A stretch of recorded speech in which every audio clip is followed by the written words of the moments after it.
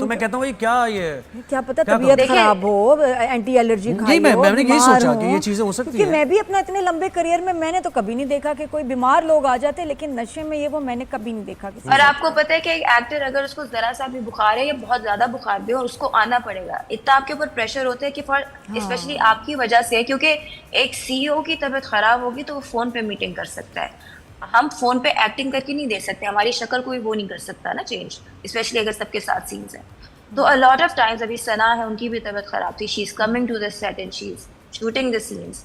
अक्सर हम मेरी तबीयत खराब होती है और सबसे बड़ा मसला ये होता है कि अगर आपका कोई घर की तरफ से कोई स्ट्रेस चलता है तो आपने अच्छा भी दिखना है और आपने हर डिफरेंट मूड में जाना है। अगर आप खुश हैं तो आपने गुस्से वाले मूड में भी जाना है, अगर आप गुस्से में हैं तो आपने खुशी का सीन भी करना है और आपने रोमांटिक सीन भी करना है। तो वो जो इमोशनल रोलर कोस्टर होती है as an actor is very taxing.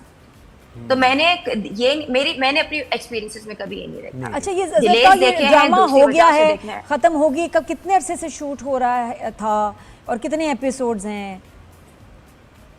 देखिए, मैंने तो ये ज्वाइन किया था फरवरी में। अच्छा। और अभी भी हम साथ साथ इसका शूट कर रहे हैं। कासिम का एक बहुत ही क्रिएटिव प्रोसेस होता है जिसको लेके हम चलते हैं। अच्छा, अभी काफी रहता है। सना के बारे में कोई मजे की बात बताओ और फरहान के बारे में और हारिस के बारे में। फरहान, हारिस की मजे की बात ये है कि वो बस मेरा बहुत लेम सेंस ऑफ ह्यूमर है और मुझे आज तक मेरी इंडस्ट्री में कोई नहीं मिला जिसने मेरा लेम सेंस ऑफ ह्यूमर एंजॉय किया हो। तो हारिस जो है वो बकायदा होमवर्क करके आता है और वो कहता है कि सर मेरे पास भी एक लेम जोक है, तुमने सुनना है। तो दैट्स दैट। उसके अलावा जो फरहान है, फरहान और कासिम की दोस्ती इतनी मजे की है कि अगर आप उनके पास जाके बैठ जाओ, कुछ भी ना बोले ना, आपको एंटरटेनमेंट मिलती जाएगी। क्योंकि जो एक दूसरे की रोस्टिंग चल रही होती है और एक जुगतबाजी चल रही होती है, वो सीरियस बात आप उन्हें बता रहे हो, उसके अंदर से ऐसा मजाक निकाल लेते हैं कि मैं उन दोनों को और सना जावेद क्या सीरियस ही हैं मजाक, और उसकी कोई आदत बताओ मजे की, मुझे बड़ी प्यारी लगती है। सना की आदत ये कि मैं सर्दियों में शूट शुरू किया था तो हमारे लिए किनू आते थे। ऑब्वियसली आपको पता है सेट में फ्रूट्स आते हैं, तो जितने किनू मैंने उसे खाते हुए देखा था, मैंने कहा तुम्हारी अच्छी स्किन का राज मुझे पता चल गया, क्योंकि वो किनूस खाने भी सीन में थे। सीन से ही फायदा उठा लिया, गाओ इसी में गाओ। अच्छा जोया, मुझे एक चीज़ बताइए, आप जाहिर है जब यंग लड़के लड़कियां होते हैं तो एक दूसरे से अटैचमेंट होती है लोगों को, या फिर इसी तरह होता है ना कि आपकी अंडरस्टैंडिंग हो जाती है और फिर आप ज़िंदगी साथ गुजारने के वो, तो अक्सर ये होता है, आजकल तो ग्लोबल विलेज बन गई है दुनिया और बाहर भी बहुत लोगों के राब्ते होते हैं, कम्युनिकेशन होती है, पढ़ने लोग जाते हैं बाहर, वहाँ इंटरेक्शन हो जाता है। तो क्या आप कहेंगी कि मुख्तलिफ कल्चर में, मुख्तलिफ रिलीजन में नॉर्म्स अलग हों, उनका उठना बैठना अलग हो, ज़िंदगी गुजारने के तरीक़े, थॉट्स अलग हों, तो इतने मुख्तलिफ ख्यालों के लोग एक दूसरे के साथ अगर मिलें तो क्या ये बेहतर होता है या फिर ऐसा नहीं होना चाहिए, इससे मुश्किल हो जाता है, इन द लॉन्गर रन थोड़े मसाइल होते हैं? आप कैसे एनालाइज करती हैं इस चीज़ को?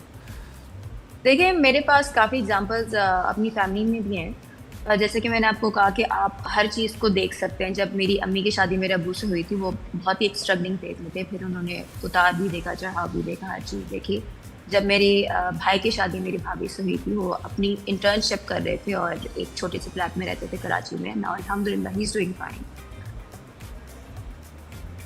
तो आपको ये शादी का कोई परफेक्ट फॉर्मूला नहीं होता है।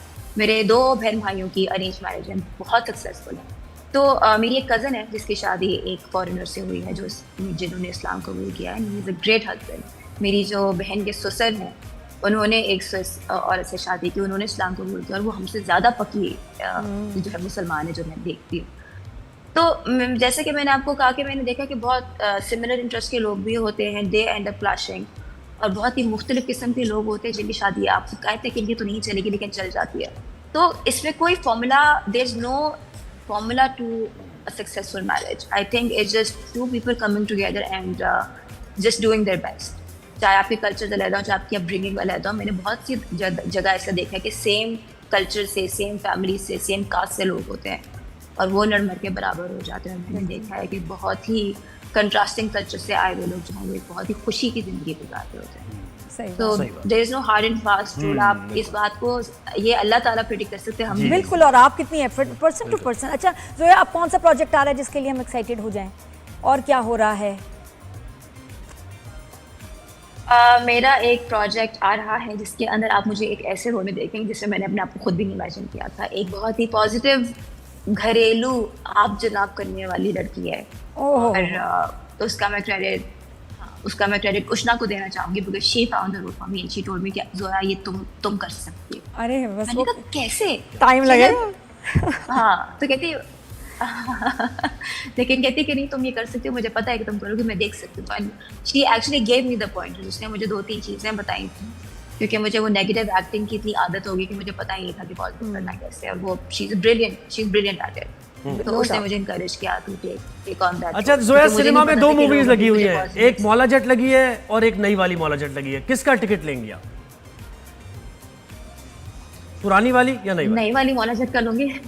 पुरानी वाली तो देख ली थी बहुत पहले। अच्छा, नई वाली का ठीक है। अभी को मूवी देखी है नई ज़ॉम्बी ऑब्सेशन जो लगी है, साइको?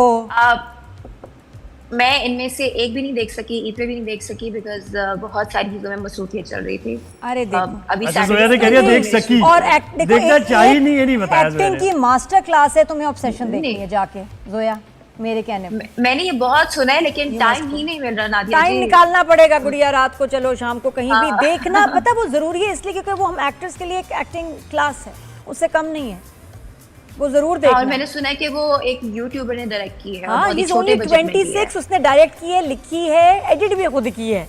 बजट नहीं था उसके बाद और इतनी अच्छी फिल्म बना। कह रही हूँ एंड यू नेवर नो। मैंने देखा कि बहुत से अच्छे एक्टर्स भी होते हैं, अच्छी शक्ल के भी होते हैं, वो उनको वो स्टारडम नहीं मिलता जो उन्हें मिलना चाहिए था। और कभी हम देखते हैं कि यार ये बंदे की हाइप क्यों है। तो जो आवाम को पसंद आ जाए, किसी भी चीज का कोई परफेक्ट फॉर्मूला नहीं होता है।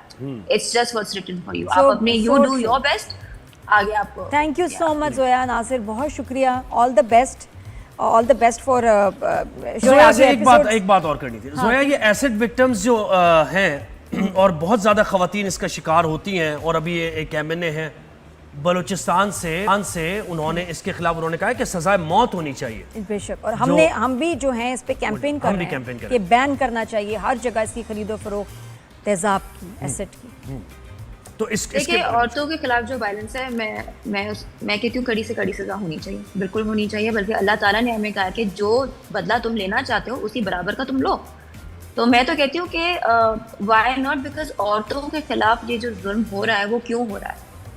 आप कहते हैं कि जी मुझे गुस्सा आ गया तो मैंने एसिड फेंक दिया, या मैंने थप्पड़ मार दिया, या मैंने मर्डर कर दिया। तो आपको वो अपने बॉस पे वो गुस्सा क्यों नहीं आ रहा, आपको अपने बाप पे क्यों नहीं आ रहा, आपको औरत जात पे क्यों आ रहा। So this is a fundamental flaw in the, हमारी परवरिश में ये फ्लॉ है।